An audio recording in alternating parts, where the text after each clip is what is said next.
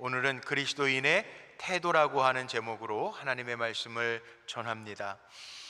여성 작가죠. 우리나라의 유진아라고 하는 작가가 있는데 이분이 책에서 이런 글을 썼습니다. 태도에 대한 글인데, 행복한 사람은 표정이 밝고 잘 웃습니다. 불행한 사람은 얼굴이 어둡고 잘 찡그립니다. 잘 되는 사람은 적극적이고 긍정적입니다. 잘 안 되는 사람은 소극적이고 불평이 많습니다. 중요한 것은 그 사람의 태도가 그 사람의 인생을 만들게 됩니다. 참 공감이 되는 이야기인 것 같아요. 태도라는 말은 사람의 행동에 대한 마음가짐입니다. 그러니까 우리가 그 사람의 태도를 보면 그 사람의 마음을 알 수가 있습니다. 지난 주간에 정말 오랜만에 한 20여 년 만에 신학교 동기동창 목사 친구를 만났습니다. 이 친구랑 만나서 이야기하는데, 제가 오랜만에 휴가를 내서 여기까지 왔다 그랬더니 이야기 나누다가 안식도 필요하다 그러더니 자기가 번역한 책, 아브라함 햇셀이 번역한 안식이라고 하는 책 줄 테니까 꼭 읽어봐라 그랬는데, 바로 집에 자기 서재에 들어가더니 책을 가지고 나왔어요. 근데 책에 밑줄이 다 그어져 있는 책이에요. 자기가 새 책이 없어서 자기가 번역한 책인데 번역해 놓고도 읽은 책이라고, 중요한 책이라고 그러면서 저에게 선물로 영원히 맑은 벗 친구 성훈 목사에게 그리고 이렇게 써서 줬어요. 근데 제 마음이 정말 20여 년 만에 만난 친구 목사인데도 친구라고 어떻게든 호의적으로 사랑으로 베풀어 주려고 하는 그 마음이 그의 행동을 통해서 보여지더라고요. 태도라고 하는 게 그거예요. 태도가 뭡니까? 행동 뒤에서 그 행동을 결정하는 것, 그것이 태도입니다. 어떤 사람은 그 태도 때문에 잘 되는 사람이 있습니다. 아니, 인생을 오래 사신 분들은 저렇게 행동하는 거 보니까 저 사람은 될 듯 싶어, 저렇게 행동하는 거 보니까 저 사람은 안 되겠어 판단하기도 합니다. 요즘에 면접 볼 때 시간을 많이 두고 그 사람의 행동과 습관과 태도를 보면서 결정하는 회사들도 많이 있습니다. 흔히 그렇게들 이야기하죠. 싹을 보면 안다, 그런 이야기를 합니다. 태도가 그만큼 중요하다라고 하는 이야기입니다. 우리 불꽃교회 성도님들은 자기 자신을 돌아볼 때 내가 어떤 태도를 가지고 지금 인생을 살아가고 있는가 한번 생각해 봐야 될 것 같아요. 왜냐하면 특별한 인생에는 특별한 태도가 있더라고요. 관계를 잘하는 사람들을 보면 그 관계를 잘하는 이유, 태도가 있더라고요. 오늘 요셉의 이야기를 읽었습니다. 요셉의 특별함 마찬가지입니다. 요셉의 삶에는 특별한 태도가 있습니다. 그래서 요셉의 인생도 특별했습니다. 요셉의 가장 특별한 태도가 뭘까? 긍정적이에요. 요셉의 태도를 보면 역동적인 태도를 가지고 있어요.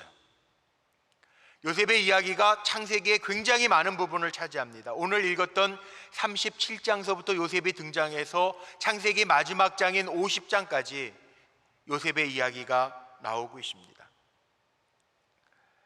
성경은 늘 긍정을 이야기합니다. 모든 것 예스 하는 사람, 아멘 하는 사람에게 하나님의 주시는 은혜가 있다고도 얘기하고요. 누가복음 11장 말씀, 5장 말씀 이런 데 보면 오른편이라는 이야기가 나오죠. 긍정의 자리를 이야기합니다. 유대인들의 사상 속에도 오른쪽은 늘 긍정의 자리고 축복의 자리였습니다. 요셉의 이야기를 살펴보면서 요셉에게는 아주 특별한 긍정, 예스가 되는 이야기를 찾아볼 수 있는데, 요셉의 그 긴 이야기를 통해서 우리가 볼 수 있는 요셉의 긍정은 뭐냐? 미래에 대한 긍정이에요. 고난에 대한 긍정이에요. 요셉은 되게 성공한 사람이에요. 종으로 팔려왔는데 애굽의 총리 대신까지 올라갔어요. 이건 말도 안 되는 성공이에요. 그 성공에 대한 표현, 고백, 긍정입니다. 요셉처럼 정말 기고한 인생이 없어요. 그런데 성경을 읽어봐도 요셉은 어떠한 어려움에 처해도 불평하는 데가 없어요. 참 이상합니다. 하나님, 왜 이런 꿈을 주시고 저에게 이런 일을 허락하셨습니까? 불평하고 원망하는 이야기가 한 군데도 없어요. 성경을 읽다가 찾으면 저에게 좀 알려주세요. 아무리 제가 눈 씻고 찾아보려고 해도 불평할 만한 일이 없는 게 아니라 참 기구한 인생을 살았음에도 불구하고 요셉의 이야기 속에는 요셉의 입술로 불평하거나 원망하거나 포기하는 단어가 없습니다. 지금 요셉을 통해서 배우고자 하는 이야기가 이 이야기입니다. 긍정하는 태도. 오늘 우리 찬양 들은 것처럼 두려워 말라. 오늘 우리 찬양 들으셨잖아요. 너는 내 것이라. 이사야 43장에 있는 말씀인데 두려워 말라. 우리가 물 가운데 지날 때 없지 않고 있을 거예요. 불 가운데로 지날 때도 있을 거예요. 그러나 너는 내 것이라. 물이 너를 빠지지 못하게 할 것이고 불이 너를 사르지 못하게 할 것이라. 이 믿음으로 우리가 정말 긍정적이고 적극적이고 하나님을 의지하면서 살아가는 태도가 우리 안에 있는지 오늘 점검해 봐야 돼요. 오늘 요셉의 태도 속에 먼저 볼 수 있는 첫 번째 태도가 있습니다. 요셉은 미래에 대한 긍정적인 태도를 갖습니다. 성경에 나오는 요셉의 이야기는 꿈의 이야기로 시작이 됩니다. 요셉이 꿈을 꾸고 나서 형들에게 이야기하죠. 오늘 7절 말씀에 보니까 우리가 밭에서 곡식단을 묶더니 내 단은 일어서 있고 당신들의 단은 다 내 단을 둘러서서 절하더이다. 그 다음에 나오는 꿈도 이 창세기에 나와 있어요. 두 번 꿈을 꿨는데 해와 달, 11해와 달 별들이 자기를 향해서 절하더이다. 아버지 야곱도 놀라고요, 형들도 놀랐어요. 그러면 이게 무슨 말이야? 우리가 다 너를 섬기겠다라고 하는 이야기냐? 그렇게 이야기하는 말씀으로 요셉의 이야기가 시작이 돼요. 그래서 요셉을 우리가 흔히 뭐라고 이야기하죠? 꿈꾸는 자라고 이야기합니다. 꿈꾸는 자. 그런데 이 꿈꾸는 자라고 하는 말이 사실은 좋은 말은 아니에요. 여기에서 꿈꾸는 자가 우리에게 오는도다, 형들도 그렇게 고백하는 이야기가 나오는데, 이 꿈이라고 하는 게 허망한 이야기, 말도 안 되는 이야기 할 때 우리가 그런 표현 쓰죠. 아이고 꿈꾸고 있네, 이런 표현도 쓰고, 또 너무 황당한 이야기 들으면 꿈깨 정신 차려, 그렇게 표현하기도 합니다. 꿈꾸는 자가 저기 오는도다 형들의 이야기 속에는 그런 조롱 섞인 단어로 사용하고 있어요. 그런데 우리는 이미 요셉의 이야기를 다 알고 요셉의 특별함도 알고 있는데, 하나님 도대체 왜 요셉을 택한 것일까? 성경의 이야기 속에 나오는 인물들을 보면서 저는 목사여서 그런지 그런 생각이 참 많이 들 때가 있어요. 아니, 저 사람은 왜 특별해서 하나님 택하셨을까? 하나님이 왜 많은 사람 중에 모세를 택하셨을까? 하나님 왜 많은 사람들 중에 다윗을 택하시고 특별히 다윗 왕은 이스라엘 역사 가운데 하나님의 마음에 합한 종이라고 하셨을까? 뭐가 달랐을까? 라고 하는 궁금증이 늘 있어요. 오늘 요셉을 보면서도 그렇습니다. 요셉 도대체 뭐가 달랐을까? 요셉 정말 인생 가운데 저런 험한 일을 당할 사람이 많지 않을 텐데 그런 가운데에서도 뭐가 특별했을까? 요셉은 늘 긍정적인 마인드를 가지고 살았어요. 그게 그의 인생을 좌우합니다. 혹시 예전에 한 20년 전에 나온 책이죠. 중국의 복음 전도자 워치만 리라고 하는 사람이 있습니다. 이 사람이 정말 복음 전도를 위해서 많이 수고하다 죽었는데 영의 사람이라고 하는 책을 써서 우리 기독교계에도 많이 팔렸던 책이에요. 아마 보신 분들도 있을 거예요. 이 워치만 리라고 하는 사람이요, 1900년대 초반서부터 1972년까지 살면서 복음을 전했는데, 이 워치만 리가 그 영의 사람이라고 하는 책에서 이런 고백을 합니다. 원래는 몸이 너무 약했다는 거예요. 협심증도, 심장의 약함, 협심증도 있었고요, 폐병도 앓았어요. 사람도 그렇고 자기 자신도 그렇고 30살, 30살을 못 넘길 거라고 다들 이야기하고 생각했다는 거예요. 그런데 이 워치만 리가 어느 날 꿈을 꾸는데요, 자기가 탄 배가 양자강을 거슬러 막 올라가는데 암초에 걸려서 배가 움직일 수가 없어요. 워치만 리가 기도합니다. 하나님, 이 배가 정말 잘 항해해서 이 암초를 지나가게 해주세요. 기도했어요. 꿈에 하나님이 묻습니다. 야, 그러면 이 바위를 옮겨줄까? 아니면 물이 불어나서 배가 잘 떠올라서 배가 지나가게 해줄까? 워치만 네가 이렇게 대답합니다. 하나님, 물이 점점 불어나서 배가 잘 지나가게 해주세요. 대답했어요. 그랬더니 순식간에 물이 차오르더니 배가 이 암초 위를 잘 물이 뜨는 바람에 지나가게 되어집니다. 그 꿈이 깬 후에 워치만 네가 깨달은 사실이 있어요. 아, 하나님은 전능하신데 내 몸의 병을 고쳐주실 수도 있고, 아니면 내 몸의 병은 고쳐주시지 않더라도 은혜를 베풀어 주셔서 나에게 맡겨주신 일들 잘 감당하게 하실 수도 있는 하나님이시겠구나 깨닫습니다. 어찌만 네가 결국은 협심증, 폐병 그대로 가지고 있어 문제가 있었지만 30살이 뭐예요? 69세까지 중국의 복음 전도를 위해서 살다가 사명 다한 후에 69세에 천국으로 갔습니다. 무슨 얘기입니까? 워치만 네가 꾸었던 그 꿈, 영적인 꿈 하나가 그의 인생을 좌지우지했다는 거죠. 요셉의 가정을 한번 보세요. 요셉의 이야기 시작되는데 요셉의 꿈 이야기로 시작돼요. 그런데 요셉의 가정은요, 오늘식으로 얘기하면 완전 콩가루 가정이에요. 엄마 둘, 엄마가 넷이죠, 넷. 배다른 형제들이 12이나 돼요. 레와와 라헬, 물론 야곱은 라헬을 더 사랑했다 성경에 분명하게 기록되어져 있는데, 사랑은 했는데 라헬이 아이를 낳지 못하다가 마지막에 요셉과 베냐민을 낳아요. 그러나 생각해 보세요. 엄마가 넷이에요. 그러니까 네 배다른 형제들이 12이나 돼요. 그러니까 얼마나 시기 질투가 많았을까요? 그런데 그럼에도 불구하고 아버지 야곱은 요셉을 사랑합니다. 채색 옷을 입힙니다. 그래서 요셉을 이야기하는 분들이, 많은 이야기들이 요셉의 옷에 대해서 이야기해요. 처음에는 채색 옷, 어려서부터. 그러다 깜빵에도 가죠. 감옥 죄수의 옷도 입어요. 그리고 마지막에는요, 국무총리가 돼요. 애굽에 멋진 관복도 입어요. 요셉은요, 아버지의 사랑을 받는 것 같았지만 요셉의 이야기 속에는 요셉이 살아갔던 그 어린 요셉에게 상황은요, 녹록지 않습니다. 그것도 12아들 중에 저 11번째 아들입니다. 형들은 시기하고 질투합니다. 그런데 요셉은요, 그 상황만, 현실만 보지 않아요. 미래를 봐요. 하나님이 주신 꿈을 꿔요. 성경은 이 요셉의 특별한 이야기, 꿈 이야기로부터 시작을 하고 있습니다.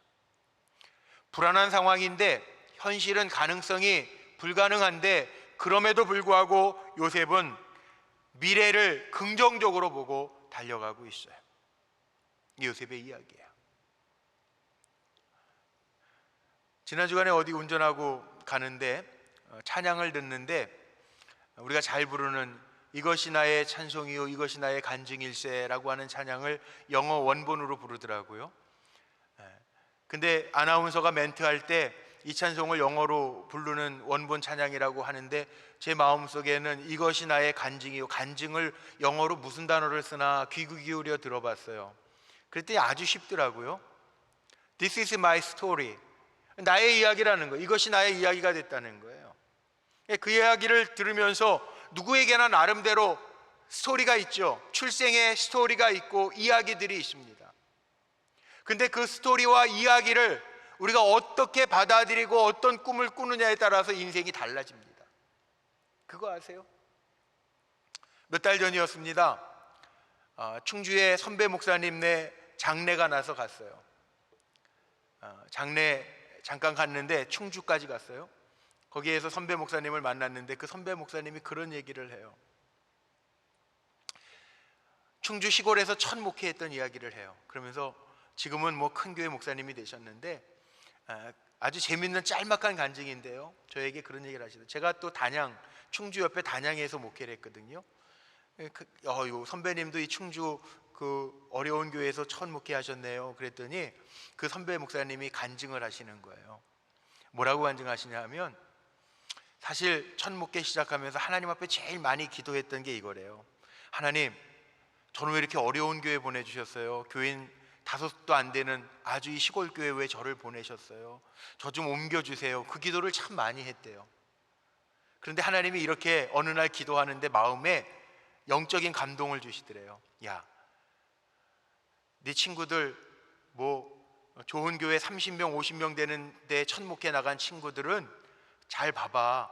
아버지가 목사님이지 장로님이지 아버지들이 그동안 뿌린 게 있다는 거예요. 뿌린 것, 그 거두는 거야. 그 열매를 가만히 생각해 보니까 자기 아버지는 그때 교회도 안 다니, 자기가 먼저 예수 믿고 신학교까지 갔다는 거예요.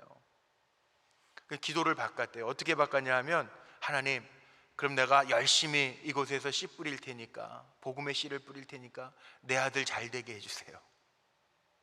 그러니까 기도가 바뀌더래요. 그리고 자기가 낳은 아들, 결혼해서 낳은 아들이요, 갓난장인데도 어떤 확신이 드냐면, 야, 이 아들의 인생은 나보다 더 값진 인생, 거두는 인생이 되겠구나. 내가 하나님 앞에서 열심히 뿌리면 하나님이 이 아들을 통해서 값진 인생 살게 하시고 또 거두게 하시는 나보다 훨씬 더 귀한 인생을 살겠구나 라고 하는 생각이 들더라는 거예요. 제가 무슨 얘기를 하려고 하냐 하면, 자신의 힘든 현실 거기에 머물러 있지 아니하고요, 응답받고 꿈꾸고 기도할 때 그 기도, 자신의 아들의 미래까지도 보는 삶이 되었다는 거예요. 요셉의 이야기를 보세요. 자신의 암울한 상황 속에서 그 현실에만 머물러 있는 것이 아니고 미래를 긍정적으로 바라보고 있습니다. 요셉의 꿈 이야기가 의미하는 것이 있습니다. 미래를 긍정한다라고 하는 것이 무엇입니까? 단순히 잘 될 거야 하는 생각의 태도가 아닙니다. 요셉의 꿈에는요, 믿음의 차원이 있습니다. 우리가 꿈에 믿음이 더하여진 것을 뭐라고 이야기하냐면, 우리 믿음의 사람들은 그렇게 얘기하죠. 비전이라고 이야기를 합니다. 꿈에 하나님의 주신 믿음이 더하여질 때 비전이 생기는 거예요. 요셉은 단순히 꿈꾸는 자가 아닙니다. 하나님과의 관계 속에서 자신의 미래를 생각하고 있습니다. 그렇기 때문에 요셉의 꿈에는 하나님이 빠지면 아무것도 아니에요. 꿈을 이루어 가시는 분은 요셉이 아니라 하나님이시라고 하는 것을 요셉은 알았어요. 꿈이 있느냐 꿈이 없느냐, 조금 다른 것 같은데 조금 다른 것이 아니라 많이 다른 것입니다. 단순한 꿈이 아니라 꿈을 주신 하나님을 생각했기 때문에 요셉에게는 어떠한 어려움이 오고 시험이 와도 이겨낼 수 있었습니다. 왜? 꿈을 이루시는 분은 하나님이라고 생각했기 때문에 그래요. 요셉이 다른 점이에요. 다윗도 다르잖아요. 성경에 나오는 하나님이 인정하시는 사람들 보면 다른 점들이 있더라고요. 요즘에 사무엘상을 새벽마다 말씀을 강해하고 있어요. 말씀을 나누고 있어요. 말씀을 준비하고 묵상하면서 다윗 이야기가 요즘에 나오잖아요.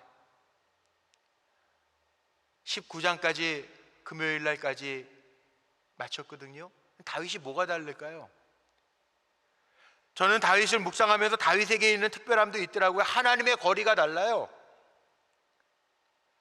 사실 다윗은 이새의 말째 아들입니다. 하찮은 존재입니다. 그런데 다윗에게 하나님이 기름 부으셨어요. 뭐가 다를까? 왕이 되어서도 일관적으로 보여주는 것이 있어요. 다윗은 하나님을 믿어요. 아주 가까이서 믿어요. 멀리 계신 하나님이 아니에요. 내 가까이에 계신 하나님이에요. 그 다윗의 비결은요, 하나님이 가까이 계시더라는 거예요. 멀리서 외치는 적장이 무서운 것이 아니라 내 가까이서 나에게 힘주시고 오늘도 도와주시고 치료하시는 하나님이 나와 함께 하신다라고 하는 의식을 가지고 나아가요. 이게 특별함이에요. 우리 사랑하는 성도님들, 요셉처럼 미래에 대한 긍정 가지고 계십니까? 여기 연로하신 어르신들도 계신데, 그러면 난 이제 다 살았어 그러시는 분들은 미래가 없습니까? 아닙니다. 내가 하나님과의 거리가 가까운지를 늘 살펴봐야 돼. 미래에 대해서 긍정하는 마음을 가지고 하나님을 붙들고 사는 사람은 달라요. 저와 여러분이 미래를 어떻게 생각하고 있는지 오늘 이 시간에 점검할 수 있게 되시기를 주님의 이름으로 축복합니다. 두 번째 중요한 것이 있어요. 고난에 대한 긍정적인 태도를 우리는 요셉에게서 발견할 수 있습니다. 인생의 고난이 요셉에게만 있습니까? 솔직히 얘기해서 여기 아마 한 분 한 분 일으켜 세워서 여쭤봐도 다 겪은 고난도 있을 것이고 지금 겪고 있는 고난도 있을 것이고 앞으로도 내 삶 속에 다가올 고난이 있을 거예요. 고난이 없는 사람은 아무도 없어요. 그럼에도 불구하고 요셉의 고난은요, 그 꿈을 만들어내고 있는 공장이 되어집니다. 참 이상합니다. 고난이요, 형들에게 의해서부터 시작이 돼요. 오늘 말씀 속에 보니까 읽지는 못했지만 37장 19절 20절 말씀에 보면 요셉이 이 꿈 이야기를 하고 나서 형들에게 올 때에는요, 형들이 뭐라고 얘기하냐면 조롱하듯이 얘기해요. 야, 저기 꿈꾸는 자가 오는도다. 네 꿈이 이루어지나 보자 이거죠. 그런데요, 이 요셉 가장 가까운 데에서부터 자기의 꿈이 무시되어지고 짓밟혀지지만, 그리고 그 꿈 때문에 고난을 당하지만 요셉은 그 고난을 당하면서도 원망하거나 불평하는 군대가 하나도 없어요. 정말 힘든 고난은 어디서부터 시작될까요? 배반도요, 우리가 모르는 사람한테 속임을 당하고 배반당하는 건 아프지가 않아요. 별로. 아유, 내가 정신 차리고 살아야지, 별의별 사람 다 있네, 그리고 잊혀져요. 그런데 정말 가까운 사람한테 당하는 배반은요, 이게 두고두고 상처가 돼요. 지금 요셉이 가장 가까운 형들에게부터 그 꿈이 짓밟히고 그 꿈이 깨지는 것처럼 보이잖아요. 그리고 버림당합니다. 형들에게 버림받고 오히려 고향을 떠나 이방 땅 애굽으로 종으로 끌려갑니다. 점점 요셉이 꾸었던 꿈과 멀어지는 것처럼 보입니다. 가까운 사람에게 배반당하고 버림당하고, 그리고 자기가 꾼 꿈이 멀어지는 것처럼, 이게 종살이 하는 거하고 꿈하고는 전혀 관계가 없잖아요. 감옥에 갇힌 거하고 꿈하고는 전혀 관계가 없잖아요. 곡식단이 절하고 해와 달이 절하는 것과는 전혀 관계가 없잖아요. 그런데 요셉은 이런 고난을 만나도요, 쓰러지지 않습니다. 왜 나만 당하는 고난이냐고 불평하는 곳도 한 군데도 찾아볼 수가 없습니다. 여기에서 우리가 깨달을 수 있는 게 있어요. 믿음의 심지가 굳으면요, 쉽게 흔들리지 않아요. 믿음의 심지가 정말 굳게 내려져 있는 사람은 인생의 깊이가 달라질 수밖에 없어요. 근데 요셉은요, 고난을 긍정했다. 이게 무슨 의미일까요? 고난을 긍정했다. 고난이 없는 사람은 없습니다. 그러나 더 분명한 것은 인생 가운데 고난만 있는 사람도 없습니다. 우리가 무엇을 바라보고 있느냐, 이게 중요한 거예요. 지난 6월, 7월에도 코로나 때문에 예배를 못 드리고 저 혼자만 여기 서서 아무도 안 계신데 몇 주 동안 온라인으로만 예배 드렸던 때가 있어요. 그때 시편, 저는 늘 제가 신방 가서도 그런 얘기하죠. 고난당하고 있는 성도님들에게 가면 제가 시편 1편서부터 150편까지 많이 읽으세요. 거기에 답이 있고 위로가 있습니다. 제가 그런 얘기 하거든요. 그때도 시편을 읽으면서 시편 22편을 읽으면서 기가 막힌 걸 하나 찾아냈어요. 다 예배를 온라인으로만 드리고 여기에 혼자 서서 녹화할 때 그때 시편을 읽어가면서요, 시편 22편에 이런 말씀이 있더라고요. 시편 22편이 다윗의 시인데 시편 22편 27절 말씀에 보면 다윗이 이런 고백을 해요. 땅의 모든 끝이 여호와를 기억하고 돌아오며 모든 나라의 모든 족속이 주의 앞에 예배하리니. 그리고 다윗이 고백하는 게 내가 죽음의 진토 속에서 하나님 앞에 예배하리니 그래요. 죽음의 진토. 진토가 뭐예요? 진흙이에요, 진흙. 이 발 한 번 잘못 디시면 푹푹 빠지고 발을 들 수 없는 땅이에요. 그런데 그런 진토 속에서, 죽음의 진토 속에서도 내가 하나님을 예배하리니, 그때 제가 무릎을 쳤어요. 아, 이게 참 예배구나. 아무리 힘들고 어려워도 하나님을 예배할 수 있는 것이 진짜 예배구나. 평안할 때 드리는 예배도 예배지만 더 중요한 예배는 고난 속에, 죽음의 진토 속에서도, 인생의 절망의 상황 속에서도 포기하지 아니하고 하나님을 바라보며 예배할 수 있는 것이 참 예배구나. 다윗은 그렇게 고백하거든요. 땅의 모든 끝이 여호와를 기억하고 돌아와 주 앞에서 예배할 것을 바라보고 고백한다라고 이야기해요. 이게 참 예배예요. 제가 광고 때도 우리 차세대 아이들이 오늘부터 오프라인 온라인 예배당 예배, 이 예배당 예배 당연한 건데 요즘에는 이 코로나 때문에 예배당 예배, 무슨 현장 예배, 이상한 단어들이 나오기 시작했는데 오늘부터 모여서도 예배 드려요. 우리 홈페이지에서 아이들 오는 거 신청받아서. 예배가 중요하기 때문에. 그런데 참 예배가 뭡니까? 우리가 참 예배를 드릴 때 우리의 자녀들에게도 아, 예배는 이렇게 중요하구나라고 깨달아질 텐데요. 혹시 고난 때문에 가정 예배 드려보신 분들 계세요? 가정 예배 드렸던 분들은요, 그런 이야기들을 많이 하더라고요. 목사님, 예전에 이런 문제가 있어서 우리 가정 예배 드렸는데 아이들이 그때 예배 드리는 거 지금도 기억하고 있어요. 얘기하는 분들이 있어요. 아, 고난 속에서 드리던 예배가, 그 예배가 자녀들에게는 이런 영향력을 줬구나. 제가 많이 깨달아요. 평안할 때 드리는 예배도 예배지만 고난 중에 죽음의 진토 속에 있을 때 함께 가족들이 모여서 예배했던 건 자녀들이 자라면서도요, 기억에 남는 예배라는 거예요. 우리 남자분들 군대 생활하신 분들은 기억하실 거예요. 예. 종교 행사하는 시간 있죠.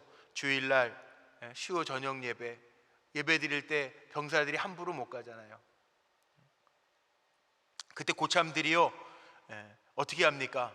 진짜 예수쟁이와 가짜 예수쟁이를 어떻게 구별하는 줄 아세요? 단체 무슨 일이 있을 때 빠져나가는 아이들이 있어요.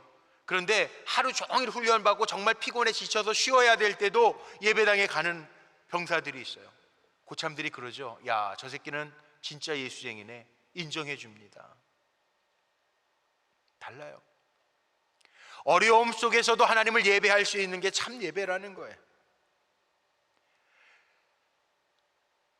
요셉은요, 고난 속에서도 포기하고 내려놓지 않아요. 요셉의 고난이 오히려 다른 사람들을 변화시키게 하고요, 요셉의 고난이 오히려 변하여 다른 사람들에게 구원이 되는 일들을 보게 해요.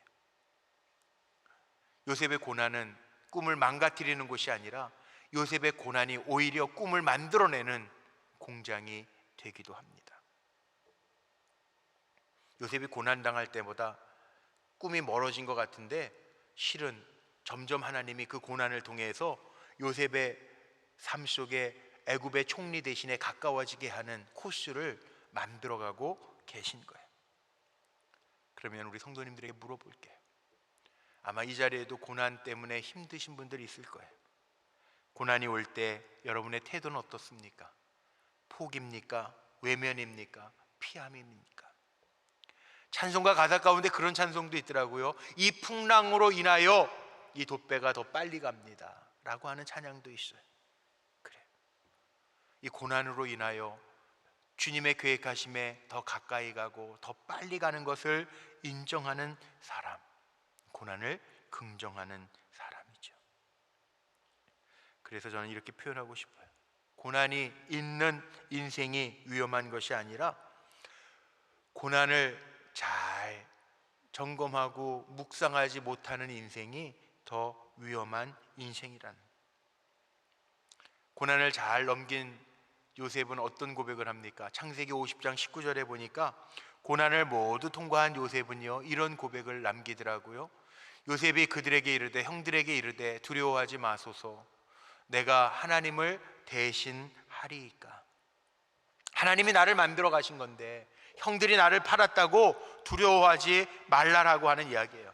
하나님이 이 고난을 통해서 나를 용서의 사람, 생명의 사람, 이스라엘을 구원해내는 구원의 사람으로 빚으시기 위하여 나를 높여놓으신 건데 형들이 두려워하지 말라고 하는 이야기를 하고 있습니다.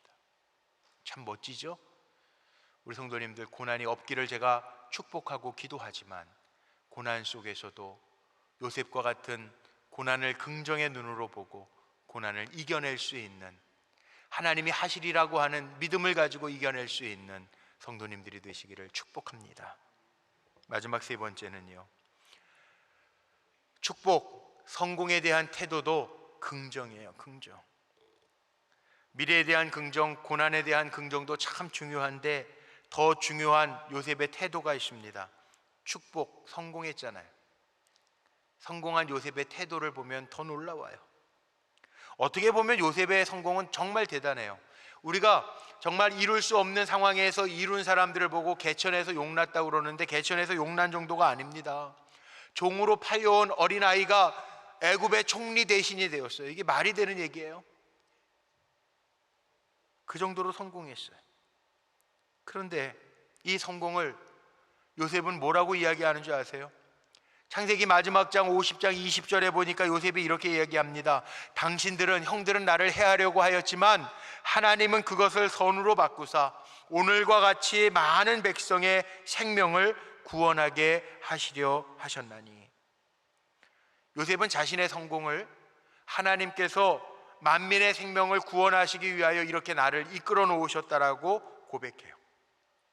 대단한 성공을 이루었기에 자기 성공에 도취될 만도 하고 자기 성공 때문에 자만해질 수도 있을 텐데 그렇게 하지 않습니다. 개인의 성공이 아니라 민족 구원을 위해서 하나님께서 그렇게 자신을 성공하게 하신 것이라고 하는 믿음의 고백을 담습니다. 이것이 요셉이 성공을 대하는 태도, 하나님의 주신 복을 대하는 태도입니다. 많은 사람들이 다 복 받기를 원하죠. 성공하기를 원합니다. 그런데 가장 큰 문제는 성공하지 못함이 아니라 잘못된 성공에 있어요. 성경에도요 이런 사람들 나오잖아요. 우리가 아는 것처럼 삼손, 기드온, 사울왕. 성공의 자리에서 변질되는 사람들의 모습이 보이죠. 뭐가 문제예요? 성공에 대한, 복에 대한 태도가 잘못되니까 인생이 망가지는 이야기들도 나와요. 그렇다면 우리 성도님들 분명하게 기억하세요. 성경적인 성공은 뭐냐? 성경적인 성공은 내가 원하는 것을 이루는 것이 성공이 아니에요. 성경적인 성공은 뭐냐 하면 하나님이 원하시는 자리에 내가 서 있는 것, 이게 성공이에요. 요셉의 고백이 다르잖아요. 요셉은 형들에게 그렇게 고백해요.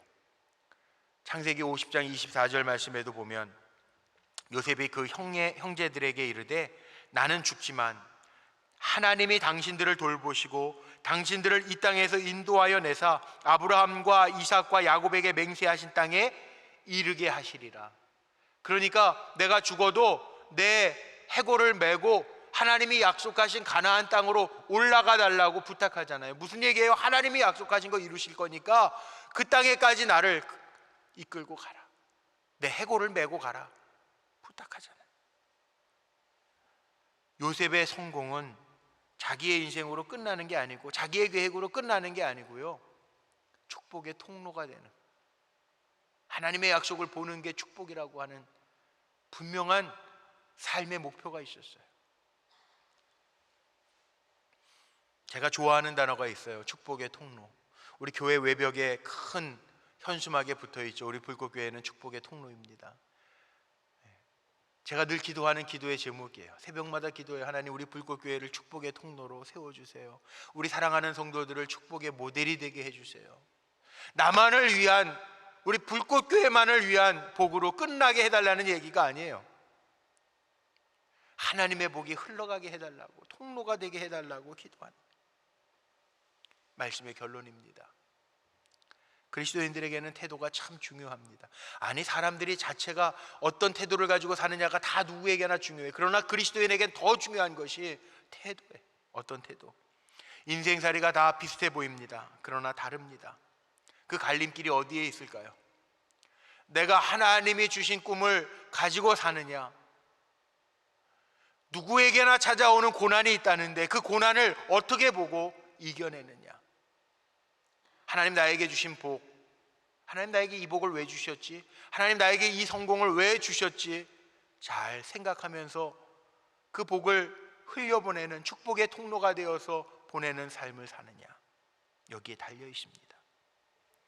우리 사랑하는 성도님들, 요셉의 이야기를 통해서 나의 태도가 그리스도인다운 태도를 내가 갖고 살고 있는지, 하나님이 원하시는 자리에 내가 서 있는지 점검하면서 주님께 더 가까이 나아가는 우리 불꽃교회, 하나님이 인정하시고 자랑하실 만한 성도님들이 되시기를 주님의 이름으로 축복합니다.